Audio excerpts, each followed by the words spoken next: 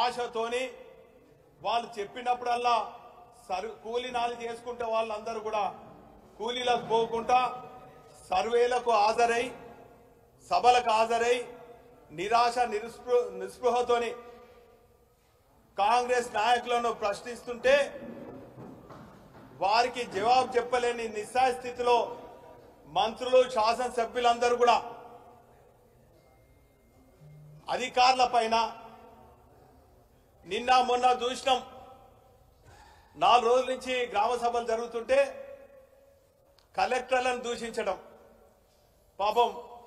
ఇక్కడ చేసిపోయినటువంటి పమేలా సత్పతి గారు ఒక బ్రహ్మాండమైనటువంటి ఆఫీసర్ చాలా మంచి పేరు గడించింది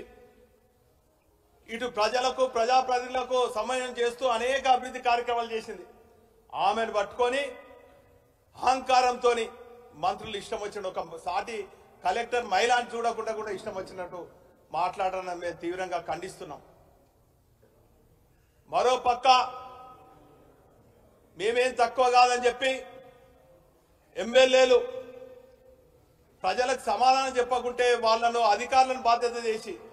ఎవరు ప్రశ్నించినా కూడా అధికారుల బాధ్యత అవుతుంది మేము టర్మినేట్ చేస్తాము మేము మీ ఉద్యోగాలు ఊడగొడతామని హెచ్చరించడు ఇంకొక అడుగు ముందుకేసి ఇంకొకరు ప్రశ్నించే వాళ్ళను చెట్లకేసి కొడతాం కట్టేసి కొడతాం ఉరికిస్తామని ఇది ప్రజాస్వామ్యంలో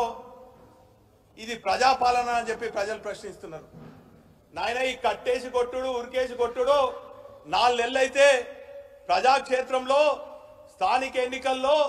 ప్రజలు ఏ తీర్పిస్తారో కాచుకొని ఉండని చెప్పి ఇటువంటి చిల్లర మాట్లాడే శాసనసభ్యులను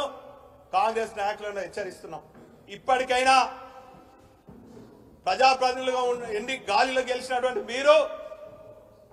ప్రజలకు ఇచ్చినటువంటి హామీలు మీరు నెరవేర్చాలి నిధులు ఎక్కడి నుంచి తీసుకొస్తారో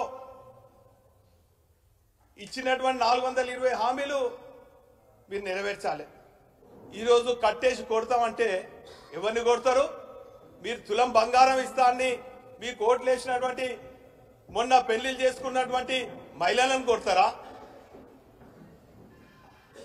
రైతు బంధు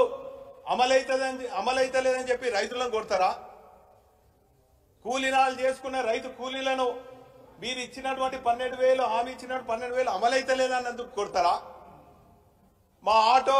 కార్మికులు గిరాకులు లేక ఆత్మహత్యలు చేసుకుంటుంటే మా కుటుంబాలు రోడ్ల పడ్డాయని చెప్పి అడుగుతున్నటువంటి ఆ కుటుంబ సభ్యులను కొడతారా చివరికి కవులకు కళాకారుల క్షేత్రమైనటువంటి వరంగల్ జిల్లాలో గొప్పగా నిర్మాణం చేసినటువంటి కాళోజీ కళాక్షేత్రం మేము పూర్తి చేస్తే దానికి కళ్ళలు లేచి మేము ప్రారంభించకుండా ఉంటే అక్కడ కవులు కళాకారులు ప్రదర్శన చేస్తున్నాం మాకు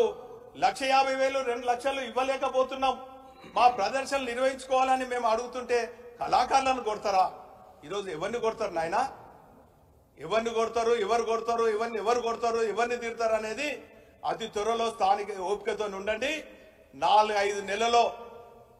లేక మీరు బీసీలకు 42% స్థానిక ఎన్నికల్లో రిజర్వేషన్లు ఇస్తా ఎందుకు అమలు చేస్తలేరు ఎందుకు ఇది చేస్తలేరు అన్నందుకు బీసీలను కొడతారా నాయన ఎవరిని కొడతారో త్వరలో తెలుసుకుందామని కూడా ఈ సందర్భంగా తెలియజేసుకుంటూ ఇప్పటికైనా జాగ్రత్త ఉండి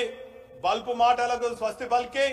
జాగ్రత్తగా ప్రజల మధ్యలో ఉండి ప్రజలు మెప్పు పొందే విధంగా మీ కార్యక్రమాలు ఉండాలి తప్ప